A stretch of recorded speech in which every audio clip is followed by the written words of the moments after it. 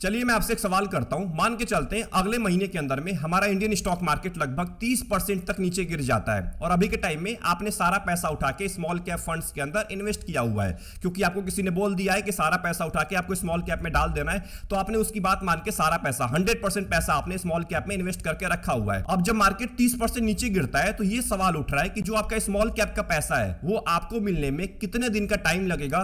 And दूसरा सवाल ये निकल के आ रहा है कि अगर वो पैसा आपको मिल भी गया जो आपने स्मॉल कैप में इन्वेस्ट करके रखा हुआ है, अगर वो आपको मिल भी गया तो कितने लॉस में मिलने वाला है, कितने वैल्यू पे मिलने वाला है। ये दो सवाल का जवाब आपको जरूर देना है कमेंट बॉक्स के अंदर। अभी कुछ दिन पहले सेबी के चेयरमैन ने स्मॉल कैप म्यूचुअल फंड्स को एक वार्निंग दिया है। वो वार्निंग क्या है इसके बारे में हम इस पूरे वीडियो के अंदर बात करने वाले हैं। एंड सबसे जरूरी स्ट्रेस टेस्ट के बारे में हम बात करेंगे कि अभी के टाइम में आपकी स्मॉल कैप म्यूचुअल फंड का स्ट्रेस टेस्ट का स्कोर क्या है, आखिर में लिक्विडिटी कितनी अच्छी है आपकी म्यूचुअल फंड की, इसके बारे में भी बात करने वाले हैं। तो ये पूरी वीडियो स्मॉल कैप इन्वेस्टर्स के लिए बहुत ज्यादा इंपॉर्टेंट है, क्योंकि अगर आप स्मॉल कैप म्यूचुअल फंड्स के अंदर पैसा इन्वेस्ट कर रहे हैं और आपको इन चीजों के बारे में नॉलेज नहीं है, लिक्विडिटी के बारे में आपको नॉलेज नहीं है, तो आप कभी भी स्मॉल कैप में कामयाब नहीं हो पाएंगे। आप एक ना एक दिन फंसने वाले हैं और बुरी तरीके से फंसने वाले हैं। हो सकता है आपके सारे पैसे आपको मिल भी ना पाए।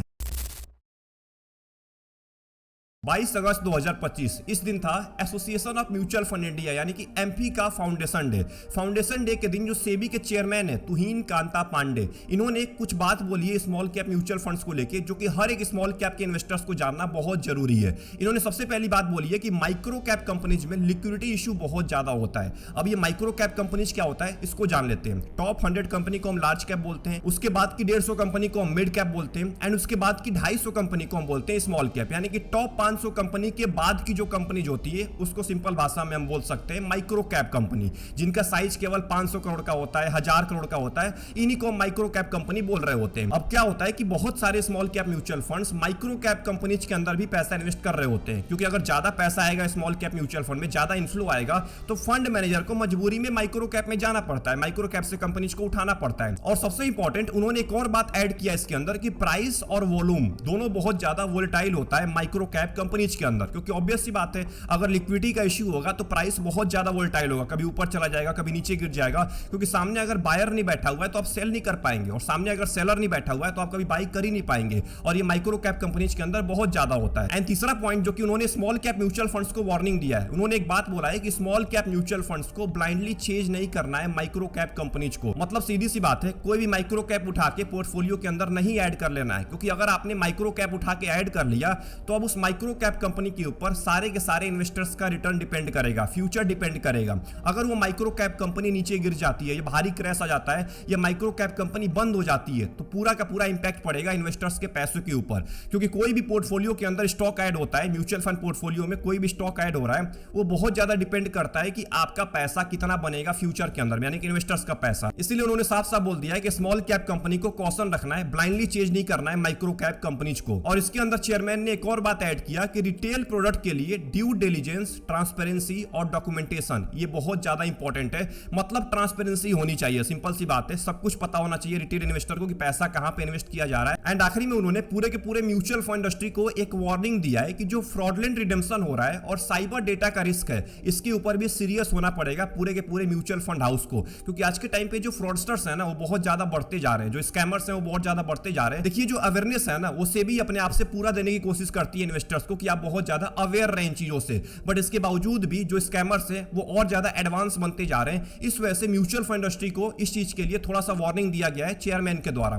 तो ये कुछ पॉइंट्स थे जो चेयरमैन ने 22 अगस्त को यानी कि फाउंडेशन डे के दिन पूरे के पूरे स्मॉल कैप को या पूरे के पूरे म्यूचुअल फंड इंडस्ट्री को बताया है, अच्छे तरीके से उनको समझाया है। अब ये पूरे वार्निंग को देखने के बाद एक चीज यहां पे क्लियर होती है कि यहां पे रेगुलेटर भी जानता है कि स्मॉल कैप के अंदर लिक्विडिटी का बहुत ज्यादा इश्यू होता है, इसलिए उन्होंने खुद आके बोला है कि माइक्रो कैप कंपनीज को इन्वेस्ट करने से पहले एक बार जरूर अच्छे से रिसर्च कर लीजिए, उसके बाद ही आपको माइक्रो कैप कंपनीज के अंदर पैसा इन्वेस्ट करना है। तो लिक्विडिटी बहुत ज्यादा इशू बन चुका है आज के टाइम में, स्पेशली स्मॉल कैप फंड्स के लिए, जिसके बारे में इन्वेस्टर्स को कुछ पता ही नहीं है, इन्वेस्टर्स को इसके बारे में जानना ही नहीं है। आपको कुछ इसके बारे में नहीं जानना है, आपको बस चाहिए कि मेरे को 100% देने वाला कोई स्मॉल कैप म्यूचुअल फंड मिल जाए जिसके अंदर मैं अपना 100% पैसा उठा के डाल दूं, जो कि आज के टाइम पे सबसे बड़ी बेवकूफी हो रही है। अब हम बात करने वाले हैं सबसे मेन मुद्दे के बारे में, जिसका नाम है लिक्विडिटी। अब देखिए लिक्विडिटी का एक सिंपल डिफिनेशन होता है जो कि आपको पता होना चाहिए और आज के बाद आपको नहीं भूलना है इस चीज को। इसका सिंपल डेफिनेशन है कि स्टॉक या एसेट के प्राइस को बिना गिराए हुए आसानी से बाई और सेल करना। मतलब अगर ज्यादा क्वांटिटी में रिडेम्पशन रिक्वेस्ट आ रहा है, मतलब मार्केट अगर नीचे गिर जाता है और बहुत सारे लोग एक ही बार में रिडेम्पशन रिक्वेस्ट डाल रहे हैं किसी स्टॉक के अंदर, किसी म्यूचुअल फंड के अंदर,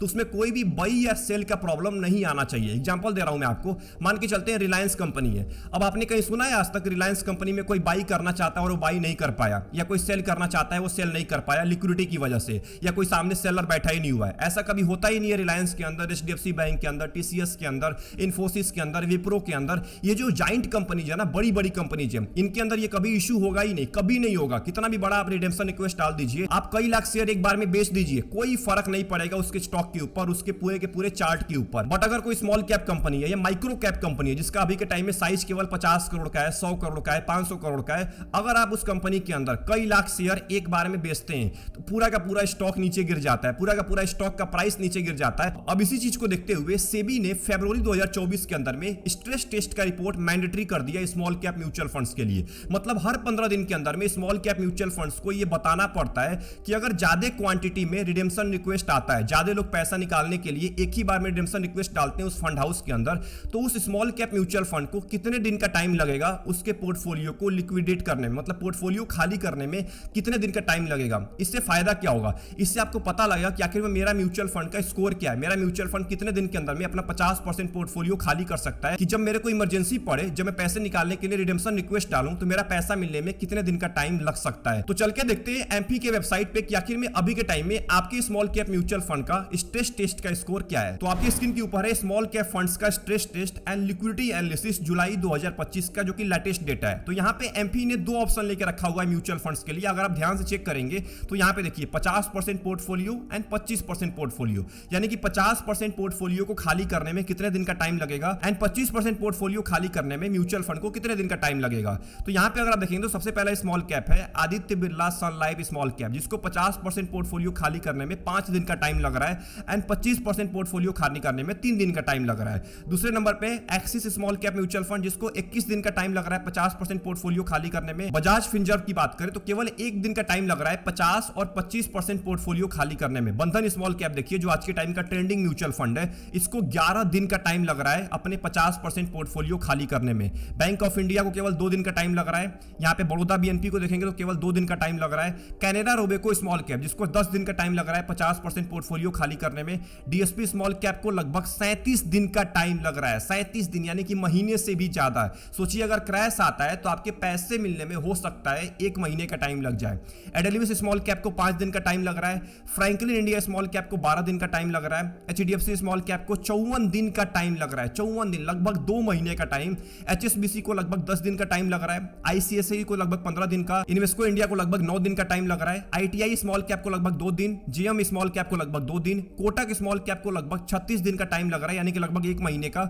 एलआईसी म्यूचुअल फंड को लगभग 2 दिन। महिंद्रा मनुलाइफ को लगभग 5 दिन। अगर बात करें मिराई एसेट को लगभग 2 दिन का टाइम लग रहा है। मोतीलाल ओसवाल स्मॉल कैप को लगभग 13 दिन का टाइम लग रहा है 50% पोर्टफोलियो खाली करने में। निप्पॉन इंडिया स्मॉल कैप, जो कि सबसे इंपॉर्टेंट फंड है और सबसे बड़ा फंड है स्मॉल कैप के अंदर, जिसको लगभग 1 महीने का टाइम लग रहा है अपने 50% पोर्टफोलियो खाली करने में, लिक्विडेट करने में। पीजीआईएम की बात करें लगभग 2 दिन का टाइम लग रहा है। क्वांट स्मॉल कैप की बात करें तो लगभग 58 दिन का टाइम लग रहा है, यानी कि लगभग 2 महीने का टाइम लग रहा है क्वांट स्मॉल कैप को अपने 50% पोर्टफोलियो लिक्विडेट करने में। क्वांटम स्मॉल कैप को 1 दिन का टाइम लग रहा है। एसबीआई स्मॉल कैप को लगभग 55 दिन का टाइम लग रहा है। सोचिए 55 दिन, यानी कि लगभग 2 महीने का टाइम लग रहा है 50% पोर्टफोलियो को लिक्विडेट करने में। सुंदरम स्मॉल कैप को 7 दिन का टाइम लग रहा है। टाटा स्मॉल कैप को 35 दिन। ट्रस्ट म्यूचुअल फंड को लगभग 1 दिन का। यूनियन स्मॉल कैप को लगभग 2 दिन एंड यूटीआई स्मॉल कैप को लगभग 4 दिन का टाइम लग रहा है 50% पोर्टफोलियो को लिक्विडेट करने में। तो आपके स्क्रीन के सामने मैंने कुछ स्मॉल कैप का नाम लिया जिसमें सबसे ज्यादा टाइम लग रहा है क्वांट स्मॉल कैप को, एसबीआई स्मॉल कैप को, निप्पॉन इंडिया को, जो बड़े बड़े म्यूचुअल फंड है, कोटक स्मॉल कैप को।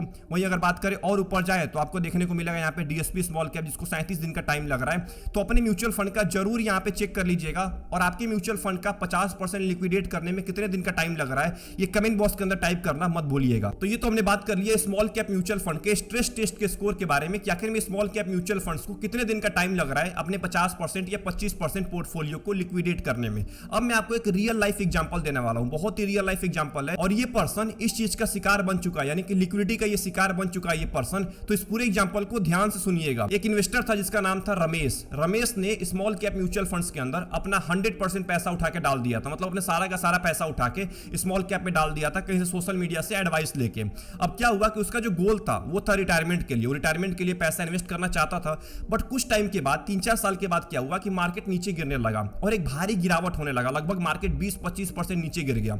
अब 20-25% अगर मार्केट नीचे गिर गया तो ऑब्वियस सी बात है बहुत सारे ऐसे इन्वेस्टर होते हैं जो नए होते हैं, जिनको 2 साल का 3 साल का टाइम होता है, वो बहुत ज्यादा पैनिक हो जाते हैं। और यही चीज हुआ रमेश के साथ। रमेश बहुत ज्यादा पैनिक हो गया और पैनिक होकर फंड हाउस के अंदर रिडेम्पशन रिक्वेस्ट डाल दिया। अब दिक्कत क्या हुई, सबसे बड़ी प्रॉब्लम ये हो गई उस टाइम के अंदर में कि जो उस म्यूचुअल फंड हाउस के अंदर स्टॉक पड़े हुए थे, मतलब स्मॉल कैप के अंदर जो स्टॉक पड़े हुए थे, उन स्टॉक का मार्केट के अंदर बायर थे ही नहीं। अब सोचिए जो स्टॉक पड़े हुए हैं अगर उनके बायर ही नहीं है तो आप सेल कैसे कर पाएंगे। फंड मैनेजर बहुत ज्यादा परेशान हो गया। फंड मैनेजर सेल करने की कोशिश कर रहा है स्टॉक को ताकि रमेश का पैसा मिल पाए, बट वहां पे कोई बायर बैठा ही नहीं हुआ है। इसी को बोलते हैं लिक्विडिटी इशू। अब यहां पे क्या होना था, फंड मैनेजर को मजबूरी जो लिक्विड वाले स्टॉक्स थे, जो बड़े बड़े जाइंट स्टॉक्स थे, उनको बेचना पड़ा, उनको पोर्टफोलियो से हटाना पड़ा। अब इसके वजह से क्या हुआ कि पूरी की पूरी एनएबी ही नीचे गिर गई उस स्मॉल कैप म्यूचुअल फंड की। जो स्मॉल कैप की एनएबी थी, नेट एसेट वैल्यू, वो बहुत ज्यादा नीचे गिर गई। अब जब रमेश को पैसा मिला कुछ टाइम के बाद तो उसकी वैल्यू बहुत ज्यादा कम हो चुकी थी, बहुत ज्यादा कम हो चुकी थी रमेश के पैसे की वैल्यू, क्योंकि उम्मीद कर रहा था कि मार्केट नीचे गिरा है तो मेरे को कल ही पैसा मिल जाएगा। बट उसको कल पैसा नहीं मिला क्योंकि वहां पे लिक्विडिटी का इश्यू हो रहा था। फंड मैनेजर बहुत परेशान हो गया था। फंड मैनेजर को मजबूरी में उन स्टॉक्स को बेचना पड़ा जो ज्यादा लिक्विडिटी वाले थे, मतलब बड़े बड़े कंपनीज को बेचना पड़ा केवल रमेश के पैसे को देने के लिए। यही इश्यू होता है स्मॉल कैप म्यूचुअल फंड्स के अंदर और ये हो सकता है आपके साथ भी हो जाए फ्यूचर के अंदर में। तो अब मैं आपको जो पॉइंट बताने वाला हूं इसको ध्यान से सुनिएगा, ये इन्वेस्टर्स के लिए बहुत ज्यादा इंपॉर्टेंट पॉइंट्स हैं। सबसे पहला पॉइंट है, अगर आप स्मॉल कैप और माइक्रो कैप फंड्स के अंदर पैसा इन्वेस्ट कर रहे हैं तो अपना टाइम हॉरिजन कम से कम 7 से लेकर 10 साल का रखिए। देखिए रमेश के केस में भी रिटायरमेंट का गोल था, वो लंबे टाइम के लिए पैसा इन्वेस्ट करना चाहता था, लेकिन उसने 3 साल के अंदर में ही पैसा निकाल लिया। क्यों निकाल लिया? क्योंकि वो बहुत ज्यादा पैनिक हो गया था, मार्केट गिरावट को झेल नहीं पाया था। तो अगर आप मार्केट गिरावट को झेल पाएंगे तभी आप पैसा इन्वेस्ट करिएगा स्मॉल कैप और माइक्रो कैप फंड्स के अंदर, नहीं तो प्लीज आप स्मॉल कैप से दूर रहिए। आपके लिए नहीं बना हुआ है स्मॉल कैप। अगर आप 2 साल पैसा इन्वेस्ट करते हैं, 3 साल पैसा इन्वेस्ट करते हैं और फिर बोलते हैं कि मार्केट नीचे गिर रहा है, स्मॉल कैप नीचे गिर रहा है, मेरा तो इतना लॉस में चला गया है, तो आपके लिए स्मॉल कैप नहीं बना हुआ है। दूसरा इंपॉर्टेंट है, लमसम को आपको इग्नोर करना है अगर वैल्यूएशन ऑलरेडी बहुत ज्यादा हाई हो। आपको एसआईपी को प्रीफर करना है। एसआईपी हर मार्केट कंडीशन में बहुत ज्यादा काम आती है। लमसम आपको तभी करना है जब मार्केट का, जब स्मॉल कैप का वैल्यूएशन सही हो, नहीं तो आपको लमसम से दूर रहना है। आपको सिंपल हर महीने एसआईपी करते रहना है। तीसरा पॉइंट है और सबसे इंपॉर्टेंट पॉइंट है जो कि आपको जरूर फॉलो करना चाहिए और यहीं पे मैक्सिमम इन्वेस्टर्स आके मात खा जाते हैं। अपने पोर्टफोलियो के अंदर स्मॉल कैप या माइक्रो कैप फंड का जो वेटेज है वो 20 से लेकर 30% से ज्यादा मत रखिए। ये मैं आपको बार बार बोलता हूं, मैंने पहले के वीडियोज में भी आपको बोला हुआ है कि 30% से ज्यादा वेटेज नहीं होना चाहिए स्मॉल कैप म्यूचुअल फंड्स का आपके पोर्टफोलियो के अंदर। मैं देखता हूं आज के टाइम में सोशल मीडिया के ऊपर बहुत बड़े बड़े गुरुज बैठे हुए जो आपको एडवाइस दे रहे होते हैं कि अपने सारे पैसे उठा के आप स्मॉल कैप में डाल दीजिए, इससे लंबे टाइम में वेल्थ क्रिएट होगा। भाई लंबा टाइम तब आएगा ना जब आप शॉर्ट टर्म के वोलेटिलिटी को झेल पाएंगे। मैक्सिमम इन्वेस्टर ये सोचते हैं कि मैं बहुत ज्यादा एग्रेसिव इन्वेस्टर हूं, बट जब मार्केट गिरावट होता है, जब 10% भी मार्केट नीचे गिरता है ना, उनकी हालत खराब हो जाती है, रातों की नींद उड़ जाती है। आप कैसे 100% पैसा उठा के स्मॉल कैप में डाल सकते हैं? ये गलती आपको नहीं करनी है। अगर आपने ऑलरेडी पैसा डाला हुआ है 100% उठा के स्मॉल कैप के अंदर, तो आज ही आपको रीबैलेंस करने की जरूरत है। 20 से लेकर 30% ही स्मॉल कैप के एलोकेशन रखिए पोर्टफोलियो के अंदर। बाकी आप मिड कैप के अंदर, लार्ज कैप के अंदर, फ्लेक्सी कैप हो गया, मल्टी कैप हो गया, लार्ज एंड मिड कैप हो गया, इतने सारी कैटेगरी है जिनके अंदर लिक्विडिटी इशू कभी नहीं होने वाला है। आप उसके अंदर पैसा इन्वेस्ट करिए, उसके अंदर आपको लंबे टाइम में रिटर्न भी मिलेगा अच्छा खासा, एंड आपको लिक्विडिटी का भी इशू नहीं आने वाला है जब मार्केट नीचे गिरेगा। मैं ये नहीं बोल रहा हूं कि आप स्मॉल कैप में पैसा मत इन्वेस्ट करिए, बट पोर्टफोलियो का केवल 20 से लेकर 30% ही करिए। ये मेरा ओपिनियन है, आप अपने हिसाब से देख सकते हैं। एंड जो आखिरी पॉइंट है, आपको हर 15 दिन के अंदर में अपने स्मॉल कैप म्यूचुअल फंड का स्ट्रेस टेस्ट का स्कोर जरूर चेक करना है कि आखिर में आपका म्यूचुअल फंड कितने टाइम के अंदर में अपने 50% पोर्टफोलियो को लिक्विडेट कर पाएगा, जिससे आपको अंदाजा लगता रहेगा कि आखिर में जब मैं पैसा निकालूंगा उस टाइम पे मेरे को कितने दिन का टाइम लग सकता है मेरे पैसे मिलने में। अगर कोई इमरजेंसी आती है तो उसके पहले मैं पैसा निकालूं कि ना निकालूं, इसके बारे में आपको पहले से आइडिया रहेगा। तो इन कुछ पॉइंट्स को आपको ध्यान देना है। अगर आपने इन पॉइंट्स को गौर कर लिया, अच्छे से इसको फॉलो कर लिया, तो एक बात का ध्यान रखिएगा, स्मॉल कैप में आपको वेल्थ क्रिएट करने से कोई नहीं रोक सकता है। और केवल स्मॉल कैप में वेल्थ क्रिएट नहीं होता है, अगर आपके पास एक अच्छा कॉम्बिनेशन है स्मॉल कैप का, मिड कैप का, लार्ज कैप का, फ्लेक्सी कैप का, तो एक अच्छा कॉम्बिनेशन अगर आपने बना के रखा हुआ है पोर्टफोलियो के अंदर, तो आप एक बहुत अच्छा खासा पैसा बनाते हैं बिना किसी रिस्क के। देखिए रिस्क होता है, हर म्यूचुअल फंड के अंदर रिस्क है, बट उतना रिस्क आपको सामना करने को नहीं मिलता है जितना आप 100% पैसा उठा के स्मॉल कैप में डाल देते देते हैं और वहां से जो रिस्क आपको मिलता रहता है। आई होप आपको ये पूरी वीडियो पसंद आई होगी। इस पूरे वीडियो के अंदर मैंने आपको लिक्विडिटी के बारे में सब कुछ समझाने की कोशिश की है। आई होप आपको समझ में भी आ गया होगा। अगर आपको वीडियो पसंद आई, वीडियो को लाइक कर दीजिएगा एंड चैनल को जरूर सब्सक्राइब कर लीजिएगा। कमेंट बॉक्स के अंदर टाइप करिए कि आपके स्मॉल कैप और मिड कैप का स्ट्रेस टेस्ट का स्कोर क्या है अभी के टाइम में, यानी कि जुलाई 2025 का जो डेटा आया हुआ है उसके हिसाब से आपके म्यूचुअल फंड का स्ट्रेस टेस्ट का स्कोर क्या है। मिलते हैं अगले वीडियो के अंदर। अपना ध्यान रखिए, चैनल को सब्सक्राइब करना मत भूलिएगा। तब तक के लिए टेक केयर।